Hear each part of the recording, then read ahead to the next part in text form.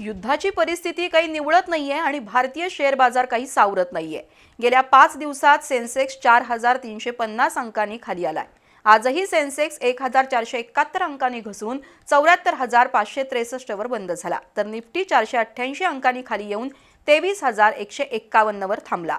BSE mid cap आणि small cap हे दोन्ही निर्देशांक आज 2.67% घसरले। गेल्या 5 दिवसात शेअर मार्केटमधील गुंतवणूकदारांना 20 लाख कोटी रुपयांचं नुकसान झालंय। अमेरिका इराण युद्धाचे परिणाम आता तीव्र होऊ लागलेत। त्यातून गेले 5 दिवस भारतीय शेअर बाजारात मोठी घसरण होतीये। सलग तिसऱ्या आठवड्यात भारतीय शेअर बाजारात भूकंप आहे। गेल्या 5 दिवसात सेन्सेक्स 4350 अंकांनी खाली आलाय। गुरुवार नंतर आज पुन्हा सेन्सेक्समध्ये मोठी पडझड झाली।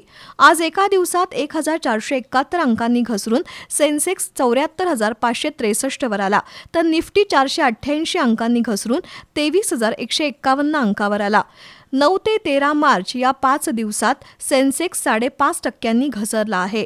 या 5 दिवसात गुंतवणूकदारांनी तब्बल 20 लाख कोटी रुपये गमावले आहेत। हे युद्ध कधी संपणार याकडे आता जगाचं लक्ष लागून राहिलंय। कच्च्या तेलाची दरवाढ, गॅस आणि इंधनाची टंचाई, शेअर मार्केटमधील पडझड यामुळे प्रचंड नुकसान होत असून भारतीय रुपया डॉलरच्या तुलनेत 92 रुपये 45 पैशांवर आलाय। अशा परिस्थितीत आता युद्ध नको, मज बुद्ध हवा हीच भावना प्रत्येकाच्या मनात आहे।